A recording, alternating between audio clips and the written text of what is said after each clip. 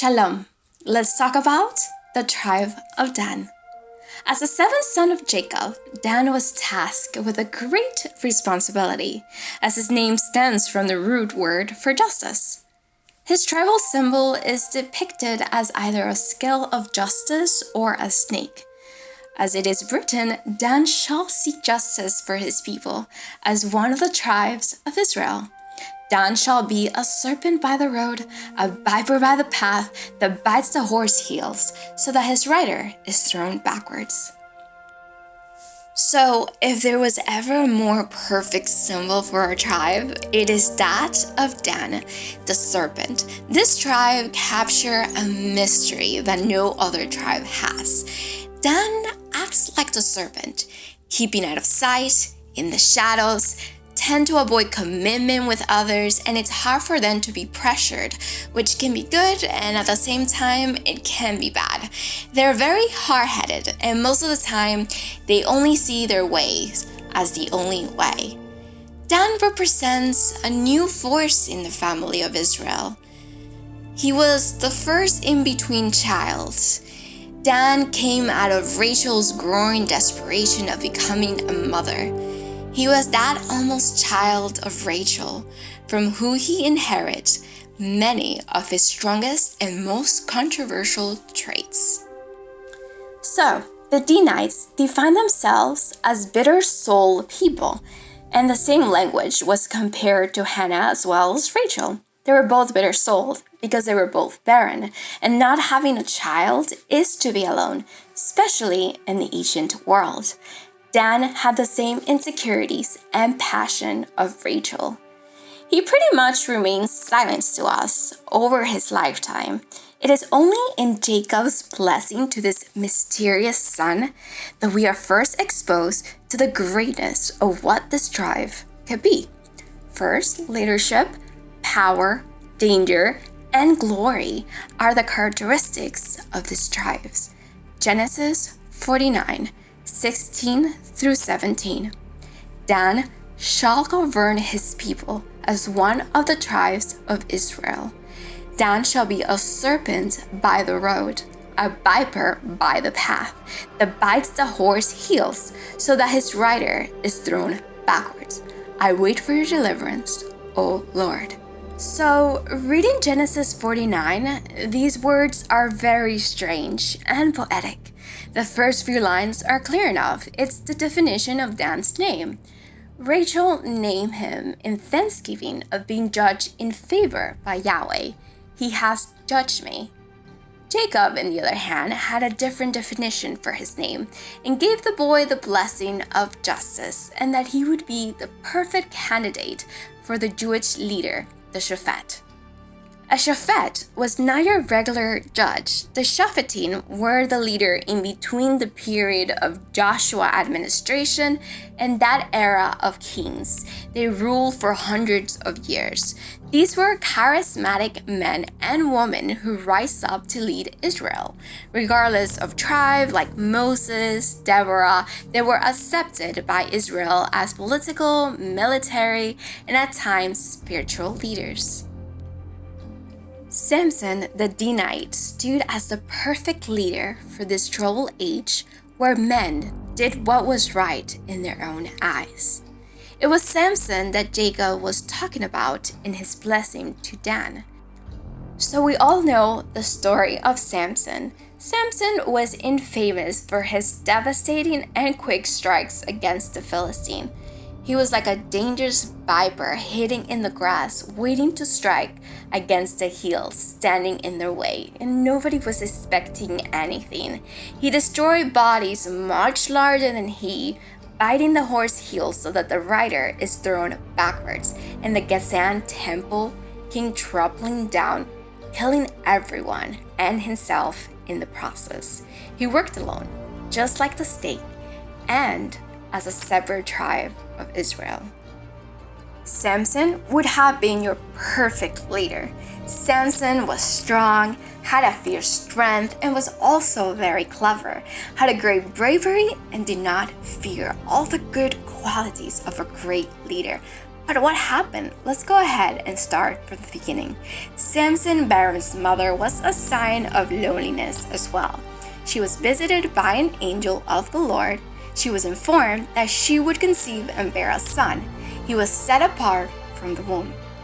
Now, be careful, the angel tells her, not to drink wine or other intoxicants or to eat anything unclean, for you are going to conceive and bear a son. Let no razor touch his head, for the boy is to be at the service of Yahweh from the womb on. Judges 13:4-5. So let's talk about who the Nazarites were. Nazarites were Israelites that would take a vow to dedicate their life to Yahweh, and they were under strict vows to abstain from alcohol, let their hair grow, and would not touch dead bodies. Samson, though, made no such personal decision. His isolation was a lifelong demand from the divine, even before his conception. And why? In Jacob's blessing to Dan, he indicates that Dan will unify the nation under his leadership. He will defeat his enemies like the swift and deadly serpent, further connecting this tribe with the promise of ultimate leadership and greatness. So, where was Samson failing? In other words, Dan. Samson usually was described in Jewish literature as one with large, searching eyes. Samson was a leader that represented the people of its time. Everyone, and I mean everyone, did what was right in their eyes, and he also was very responsive to his surrounding. I desired that one, and she's the right one in my eyes. While he was indeed a lone wolf, he also responded to everything without thinking. He just acted. Jacob hoped that Dan would channel those intense passion to save Israel from their enemies. Dan had a very responsive personalities, and people with responsive personalities are people that are very aware of their surroundings. They are very alert, yet this level of responsiveness and passion came with danger. Such a man would have a grand vision, but has to be able to control his eyes. If not, his personal loss can betray his original intentions. Samson's separation from the world was supposed to protect him, but it was not enough. It was not enough to prevent his wandering eyes from drifting him far away from Yahweh's original plan. Samson was Dan, a strong leader with big weakness. After Samson, the tribe of Dan went back into the dark shadows to be forgotten again. The tribe of Dan surfaced time and time again in curious partnership with Judah. Twice, this tribe was joined together in building Yahweh's home, both in the desert and Solomon's temple. Also, Samson was conceived from the union of these two tribes, Manoah of Dan and his wife from Judah. Also, Judah and Dan were both large tribes, even though Dan started as one of the smallest tribes with only one son. Moses called Dan a lion's cub in a clear echo of Jacob's blessing to Judah. These two tribes were joined together again and again to show that no tribe is without salvation. Thus majestic Judah was constantly paired with Dan. Says the Master of the universe, let us join them together, both that he, Dan, not be ashamed, and that he, Judah, not be arrogant, since the most grand and the lowliest are equal before the Lord. This equality before the Lord is a beautiful statement of Yahweh's unique connection to the lowly and disposed. He must choose a Messiah to gather all the lost children of Israel. But before David can rule, this role ultimately belonged to the gatherer, Joseph, whose name captured the quality of binding together individuals into a shared vision. And yet, Joseph was not the only gatherer among the brothers. Dan, his older brother, filled this role as well. During Israel's journey in the desert, Dan's position was on the back. They were very large and not easily managed tribe, therefore they traveled last. This shows their strength and their weakness at the same time. On one hand, they were the first line of defense in the case of a rear attack. This pointed out their strength and courage. As we saw with Samson, this tribe of origin were almost impossible to defeat. Yet, trailing in the back, always feeling bitter soul and least beloved. Let's go ahead and understand Dan's role as a gatherer. We would have to revisit the serpent from the very beginning of Genesis. The serpent's reputation was known as a sly seducer, and we can all agree. But we can still find redeemable qualities. The serpent knew what it was like to eat the dust, and perhaps that was a necessary trait for a gatherer, for their assignment was to keep people from falling too far behind, encouraging people to remain within the group. I am with you, brother. I am with you, brother, in your loneliness, and yet I'm still part of this nation, and you should be too. The gatherer absorbed everything and left no one behind. Dan is a serpent on the path, perhaps not the most glorified tribe, but the one who most easily relate to others that are also left behind. The role of a gatherer was a lonely one. They did not share the easy friendship of the group and instead were left behind. Samson represents Dan. He was the perfect example of what a Danite basic nature is. He was fierce, but very lonely. No one had his back, whether in battles or politics, and it seems like Samson did not mind at all. He actually enjoyed this loneliness, and this is where he failed as a leader. As part of Israel, you have to be part of the community. We are one body, and even though we're all different, we have to work together. This is why Samson was not successful in bringing Israel together. He drifted along the margins once again, suffering a horrible fate at the hands of his enemies. If he would have not been that hard-headed and would have listened to others' advice, maybe his future situation would have been different. Time and time again, the prophets compare men's attraction to idolatry, to lusting after foreign women. For Dan, pull towards idolatry was caused by the feeling of disconnect between man and his creator. It was Dan's land that took him to separate himself from Israel and from Yahweh.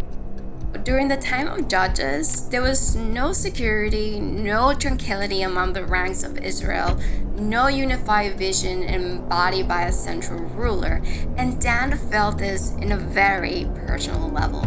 This tribe was the only tribe that was not happy with the land that Yahweh gave them and decided to search for another land.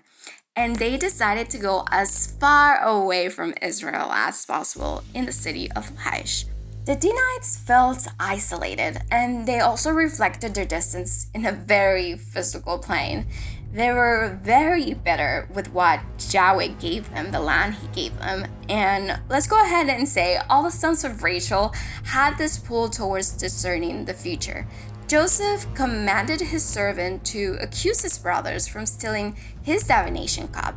Micah from Ephraim had an items of divination. King Saul from Benjamin eventually gave his desire to know how would the battle with Philistine would go, and he would go and visit a diviner. The same journey for witchcraft was clearly visible in Dan.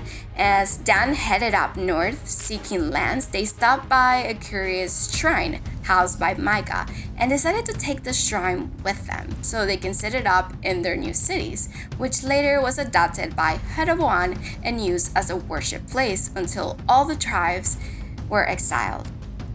Dan had tendencies of idolatry, and this also portrayed the tribe in a very negative light. The sinful Danites turned good into evil. This idea stretches as far as Christian legends, which identifies the Antichrist as a descendant of Dan. But of course, this is only a legend because we see that no tribe of Israel will be lost. All Israel will be saved. Dan's permanent loneliness were the roots of perhaps of their attraction to idolatry. Like Dan's semi-mother Rachel at the time of his birth, Dan's tribe did not find its place. They flitted alone on the side of things, contributing to Israel, but with very minimal effort, doing everything their way and not Yahweh's way. Even though that Samson destroyed the Philistine, it was not the way that Yahweh intended. Alas, the tragic ending of Samson. Dan's character represents Rachel's time when she was barren and unfulfilled, still distanced from the rest of the family. Her first son inherited the instincts to live dangerously. Rachel represents expectation. She represents dreams and aspirations. However, she remains forever expectant, forever awaiting fulfillment, both personally and symbolically. She is perhaps one of the most poignant expressions of the person who has everything and yet remains lacking. Even when Rachel's dreams were realized, it was not in her lifetime. The hope, the potential remain always suspended between what may have been and what might yet come to be. To Dan belongs raw power, and his self-reliance doesn't need anybody. But this is also a very dangerous weakness, and it's loneliness. There are people that prefer to remain apart from others, but Israel is one body. We all have to work together.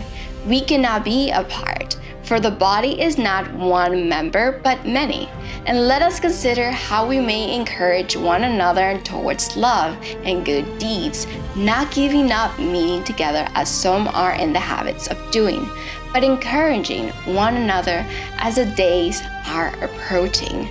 Dan consistently goes back to their flaws. It's hard for them to let go of their weakness.